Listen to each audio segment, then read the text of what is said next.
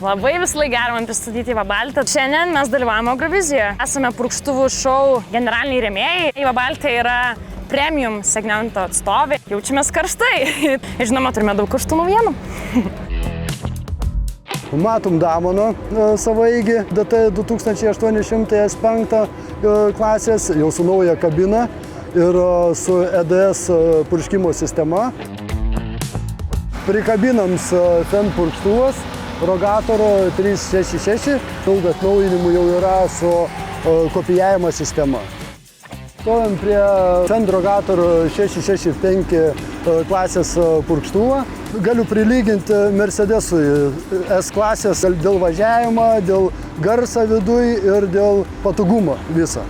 Čia specialus poligonas, kad išbandytų purkštuvų galimybės. Vienas iš svarbesnių dalykų jų kopijavimas. Toliau jau purškimo tikslumas, manumas.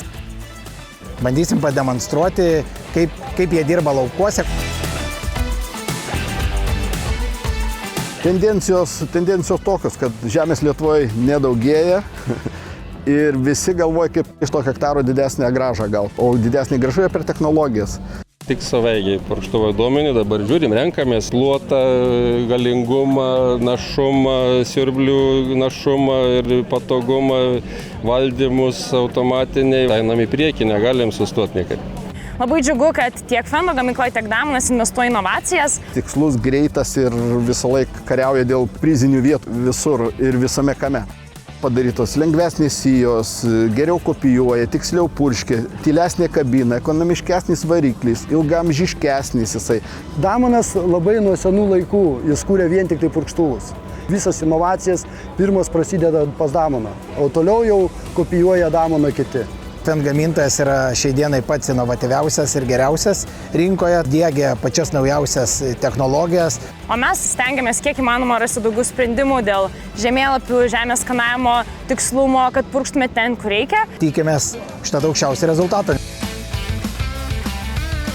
Žemės ūkio puršktuvas yra labai svarbi mašina. Jeigu lyga užpuolė čia ir dabar, jos nenupurškiai, o susitvarkysi purkštuvą po 5 dienų, gali būti pusė derliaus ir neliko. Smarkiai fokusuojamas į serviso kokybę. Tendencijos tokios daugiau pereina nuo mechaninių gedimų prie elektroninių gedimų. Todėl darbuotojai šviečiasi, kvalifikaciją augina savo elektronikos srityje tam, kad galėtų išspręsti viską. Mes esam ta greitoji pagalba. Yra didžiausias minusas servisui, nes mažai kviečia. Purškimas ant tiek svarbus, kad, kaip sakoma, čia jau nebestaupysi. Pažengę ūkiai supranta kokybės vertę ir investuoja.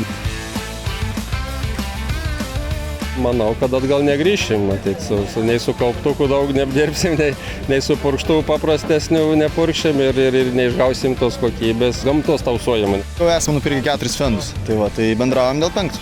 Nes, kaip sako vokiečiai, kas vairuoja fendą, tas valdo. Wer fend, wer führt. Tai mes sekame visas inovacijas ir esame vėliavnešiai Lietuvoje. Ir nuostabu, kad didžiąją dalį purkštuvų, kuriuos šiandien pamatysite, dar galite įsigyti šį sezoną.